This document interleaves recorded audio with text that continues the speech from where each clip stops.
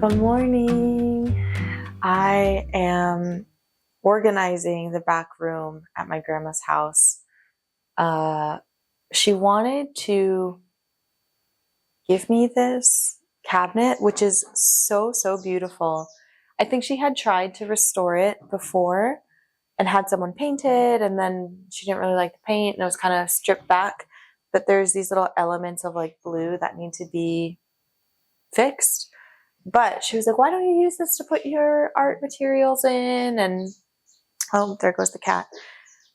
So in order to do that, we have to take everything out, which I've already done, and then somehow reorganize it into the shelves on this side, which is just a lot. It's a day of organization, but it's cool because there's all sorts of like little gadgets in here. And anyways, I wanted to make this video to just show my process of starting over and how I even organize my supplies, in hopes that maybe if you're looking for ways to organize your art supplies, maybe it'll help you out. But this is where I'm at, okay?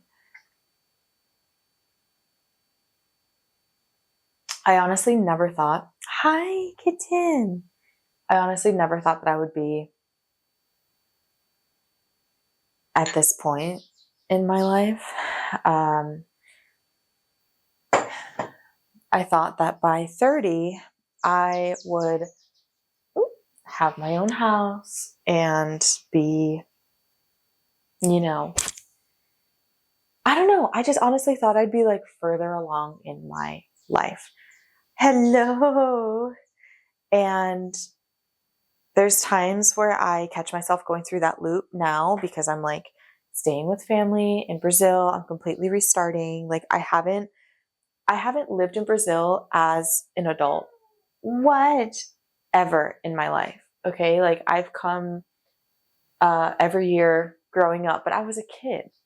And so it's completely different when you're an adult. And there's a lot of cultural differences as well, which I really want to share with you. Like some of the things that I've been seeing or just kind of catching that are different. Oh my goodness. But overall, I don't know. I just feel like really grateful that I am here. I don't know where she's going. I'm really grateful that I'm here and that I am able to have this opportunity to like recollect. Oh my God. Okay. All right. Okay, that's fine. I am very grateful that I have this opportunity to like reconnect and regulate my nervous system in a way that's actually around like my family rather than just doing it completely alone in the mountains in a country that like I've never been to before. So I've really been wanting to get back into my studio practice, and most of my materials have honestly been, what is this? I actually don't know what this is.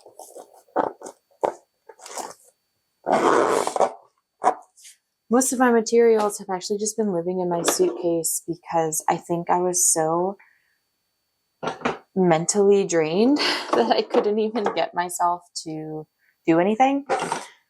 But that fog has been lifting. And so I feel like it's time to get back in it and to make things and to process what I've been feeling. I do have ideas to restore this cabinet in the future, but I'm just going to take one project at a time. I'm just not going to do that to myself right now. So maybe that's a project for another day, but it is a very beautiful antique cabinet that I'm really excited to be able to use.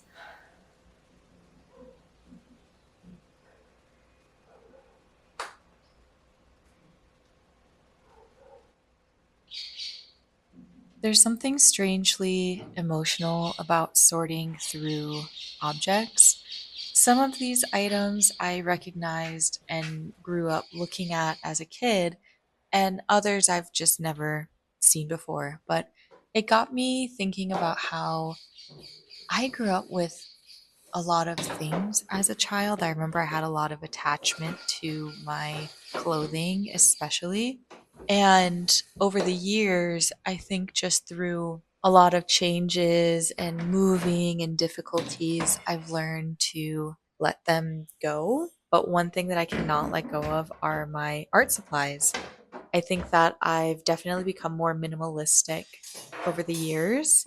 And I used to have all sorts of random supplies like acrylics, watercolors, oils, pastels, colored pencils. And once I started working with natural pigments, working with the earth and plants and seeds in this way reflected back to me my issue around lack. I think that by the time I was finally able to make my pigment, meaning I had already hiked, I'd already gone out, I found the material, I ground everything by hand, I processed it, I would prize the pigment. And I was so scared of wasting it. I was so scared of losing it or ruining my painting in some way. Over the years, I realized that the more I try to control, the more I put myself into a box. The more I try to hold on, the tighter it gets. And I realize that there is no such thing as messing up. If I run out of that color, there's more out there. I can just go get it. I can go out, go on a hike and get it. And I think that I had stopped searching for the exact same colors every single time that I went out. I used to be very, very picky about a specific yellow or a specific red. And over the years, I just learned that it was a gift presented to me at that moment in time. And it wasn't meant to be collected beyond that. I think that there's a lot of beauty in those little moments, and it makes me think about how it's the same way within our relationships. There's times where wonderful people enter our lives and we want to hold on to them so deeply and we want to cherish them, but ultimately you were meant to cross paths for a reason, but maybe not forever. You can look back on those moments with a lot of gratitude because you were able to meet such a wonderful person. You were able to have such a wonderful color in that moment in time. But that's all you're left with, unfortunately. Once the rock is turned into pigment, you can never get the rock back. I've been thinking about how long it took me to get here, in the sense that everything that I had created in Los Angeles and in my artistic career so far, looking back, it flew by, but in the moment, it felt like it was so slow. And finding myself now back at the beginning, back with my small amount of supplies and my little pigments that fit in my carry on. And I'm trying to get out of this mindset that everything needs to be so perfect all of the time. There was a part of me that really did not want to show any of this. I had those thoughts in my head of, oh, this is very cringy, or collectors are not going to like this. You're in your pajamas, or you're ruining your brand by showing up this way. And here's the thing, none of it matters. None of it matters. You can choose to show up in any way that you like. Throughout all these years, there were these subconscious beliefs guiding me, but that I feared. I had a fear of being seen. I have a fear of speaking up. I have a fear of taking up space. And these were all my conditionings from the way that I was raised. But I realized that everything you want is on the other side of fear. And so when you find yourself maybe hearing those voices in your head of, oh, this is not it, or oh my God, this is, are people gonna like this? Or people are gonna judge me? Or you feel yourself starting to cut off parts of yourself, you actually have to do those things. You have to get over that fear. I think that's the energy that I'm stepping into now, in the sense that I've realized what I've been able to create at that capacity. When I was fearful, when I was scared, when I was doubtful, when I was full of anxiety, I realized my capacity had a limit.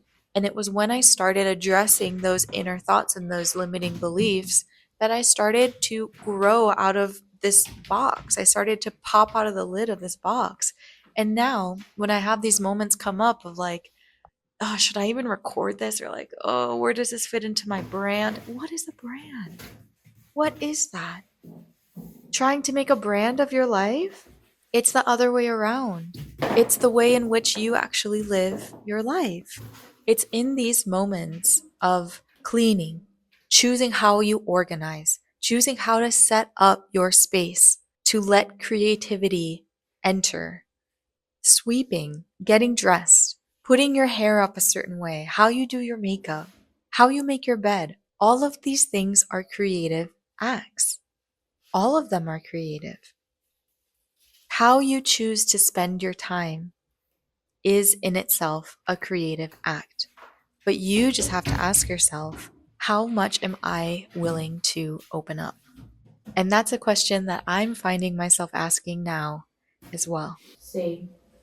Legal. Não, eu gostei. É só que eu tô tentando arrumar, então não sei se eu vou colocar aqui ou lá, Eu mas tenho, vai estar sabe o aqui que eu dentro. tenho vontade? Que? Organize. Eu vou colocar as minhas coisas de arte aqui dentro. Ah, eu não joguei ainda, porque eu fico com dó das falar que ela gosta. Eu achei lindo! Eu achei Isso é antigo demais, você vai ver que eu. Eu gostei. Mas olha, eu vou dar uma limpadinha. Ele tinha. Eu já tirei tudo que estava dentro. Eu vou colocar as minhas Tem coisas de um arte. inseto que chama cupim, Sim, que come madeira velha. sim. Ele estava cheio, então foi trabalhoso eu matar esse cupim, porque eles são insistentes. São. Cupim é aquele que faz aquele Sim. trem assim na E terra. tem certeza que eles morrerem? Ah, tranquilo, senão Ah, já tinha esparramado na casa toda. Ah. Cupim é igual formiga. É.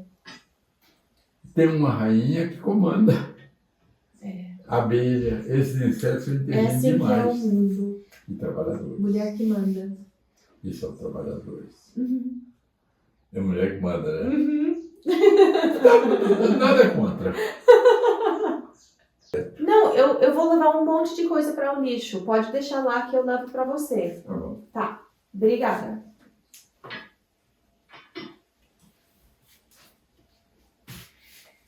Okay. I'm so tired. These are the pillows for outside, and they're in here because it's been raining a lot. But they will not live here forever. But what I'm worried about are these pool noodles. They were just kind of up here, but I wonder if they can go in the storage.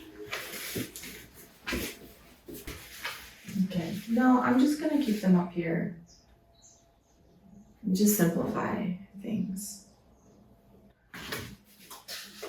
When I feel that fear coming up of being perceived by others or coming off as annoying or all these other negative self-talk in my head, I think, what is the actual fear behind that? And I run towards it at full speed. Something about making this video and showing myself cleaning a storage room and thinking, oh, I don't have that many pigments. Oh, I don't have that many things, or oh, like this pottery didn't turn out very good. And, no more of that. No more of that.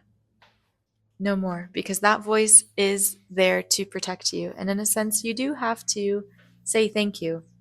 It's a part of your ego that was built in order to protect you from rejection. But again, it's keeping you in a box, it's keeping you limited.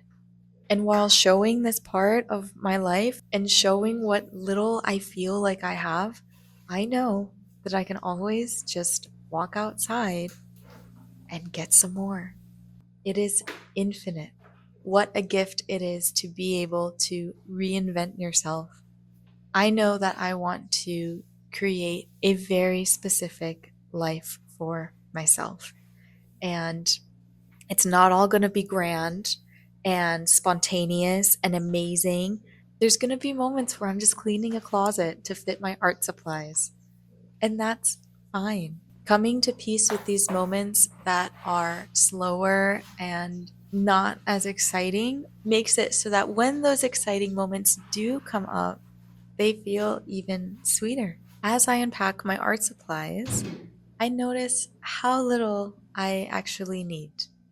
I have a mortar and pestle, the pigments collected from different places in Mexico, books that I've carried with me across countries, and sketchbooks filled with unfinished thoughts.